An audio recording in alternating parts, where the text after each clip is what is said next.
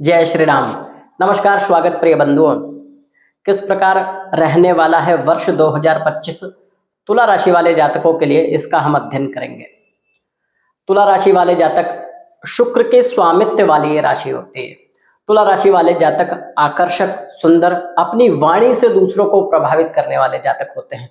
ऐश्वर्यशाली जीवन जीने के प्रति प्रतिबद्धता होती है, लालसा होती है, रॉयल लाइफ जीने के लिए अपने आप को अग्रसर करते हैं, मेहनत करते हैं। इसमें कहीं से देखिए, वर्ष 2025 महत्वपूर्ण बदलाव को लेके आ रहा है। ज्योतिषीय परिदृश्य से भी ये वर्ष बहुत ही महत्वपूर्ण हो जाता है, क्योंकि इस वर्ष तुला राशि से यदि देखें चंद्र कुंडली के आधार पर, तो तुला राशि से शनि अति कारक ग्रह हो जाते हैं। शनि का परिवर्तन इस वर्ष हो रहा है। 2.5 वर्षों में एक बार शनि का परिवर्तन होता है। नवग्रहों में सबसे मंद गति से परिवर्तित होने वाले ग्रह हैं। शनि का परिवर्तन विशेष इसलिए भी है क्योंकि तुला राशि वालों के ज्ञान एवं भौतिक सुखों के कारक होते हैं, धन संपत्ति के कारक, जमीन, भूमि, भवन, वाहन के कारक होते हैं। तो शनि का परिवर्तन पहले ही तिमाही में हो जा रहा है, अर्थात 29 मार्च को शनि का यह परिवर्तन हो रहा है। तुला राशि वालों के लिए क्या परिवर्तन रहने वाला है, इससे क्या बदलाव होंगे, ये मैं आपको बताऊंगा। साथ में गुरु का, देवगुरु बृहस्पति का परिवर्तन होगा, राहु, केतु, बड़े बड़े ग्रहों का राशि परिवर्तन इस वर्ष हो रहा है। तुला राशि वालों के लिए ये वर्ष अवसरों का वर्ष है।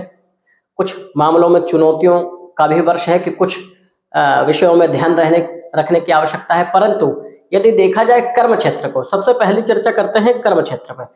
करियर के लिए महत्वपूर्ण बदलाव का यह वर्ष है।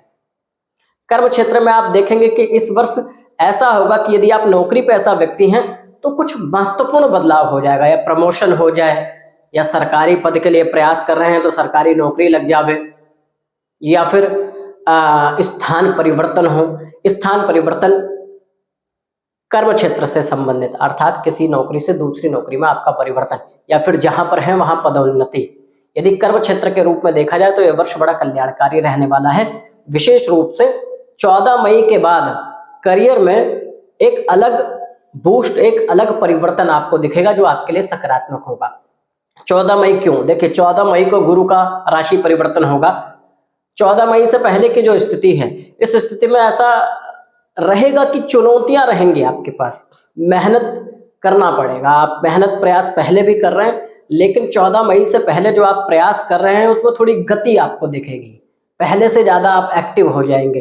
परंतु 14 मई के बाद किसी भी कार्य क्षेत्र में है, आपको एक सकारात्मक परिणाम देखने को मिलेगा। साथ में 29 मार्च को जब शनि देव का परिवर्तन होगा, शनि देव आपके षष्ठम भाव से संबंध बना लेंगे। रोग, ऋण, रिपु, शत्रुओं से संबंधित जो समस्याएं हैं उसमें कमी आएगी, शत्रुओं का शमन होगा। कोर्ट कचहरी से संबंधित यदि किसी परेशानी में फंसे हैं, किसी समस्या में फंसे हैं, उसमें आपको लाभ होगा। एक बात का यह ध्यान देना है कि कोई बड़ा निवेश सोच समझ के करें। भूमि में निवेश करने से पहले ध्यान देने की आवश्यकता होगी। कोई नया भवन, वाहन खरीदने का योग बनेगा इस वर्ष। यदि ऐसी स्थिति में आप आते हैं तो बड़ा सोच समझकर खर्चा करें। क्यों? क्योंकि भवन से संबंधित जो स्वामी होते हैं षष्टम में है, शत्रुओं का नाश तो करेंगे ही, शत्रुओं पर विजय प्राप्त कराएंगे, ऋण से मुक्ति आपको दिलाएंगे, लेकिन साथ में ही भवन या भूमि जब आप खरीदते हैं तो उसमें आपको सावधानी रखनी है, क्योंकि ऐसा भी हो सकता है कि जल्दीबाजी में कोई इन्वेस्टमेंट यदि आप करते हैं तो वहां थोड़ी सी दिक्कतों का सामना भी करना पड़ सकता है। तो पूरे वर्ष ये ध्यान दें, 29 मार्च के बाद यदि कोई नया भवन, भूमि, वाहन इत्यादि खरीदते हैं तो थोड़ी सतर्कता आवश्यक है। सोच समझकर खरीदें, खरीदने के योग बनेंगे। ये वर्ष आर्थिक रूप से मजबूत होगा। देखिए, षष्ठम भाव रोग का भी भाव है। किसी रोग से यदि पीड़ित हैं, किसी रोग से यदि परेशान हैं, इस वर्ष 29 मार्च के बाद उसमें लाभ मिलना चालू हो जाएगा। स्वास्थ्य में तेजी से रिकवरी आ जाएगी, रोग प्रतिरोधक क्षमता में वृद्धि हो जाएगी। शनि का एक स्वभाव है, शनि जिस राशि में बैठते हैं, जिस भाव में बैठते हैं, उस भाव की वृद्धि कर देते हैं, उसमें सकारात्मक लाभ करते हैं। शनिदेव जहां देखते हैं, शनि की दृष्टि विच्छेदात्मक है, एवं जहां देखते हैं वहां जरूर भावनाश करते हैं। परंतु षष्ठम भाव में शनि का बैठना कल्याणकारी है।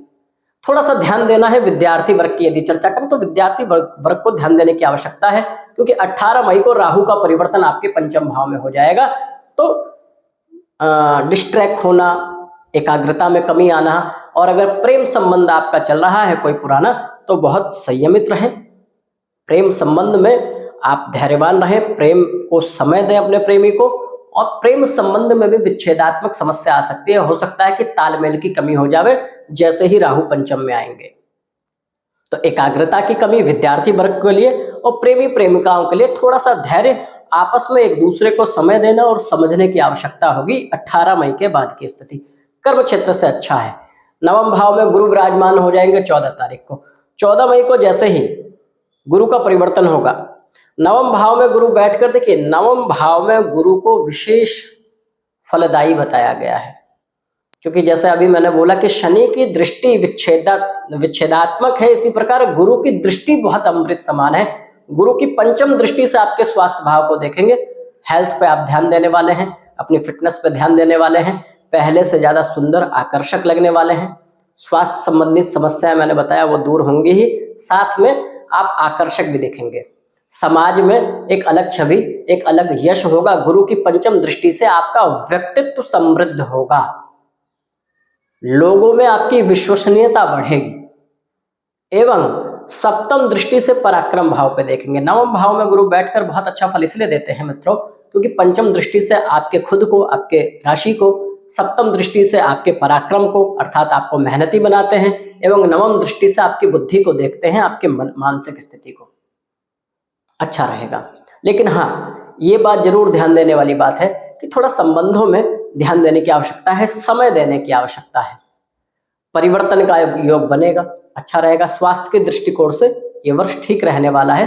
थोड़ी सजगता आवश्यक रहेगी, क्योंकि शनि भले ही षष्टम में बैठे हैं, लेकिन तीसरी दृष्टि से अष्टम भाव को भी देखेंगे।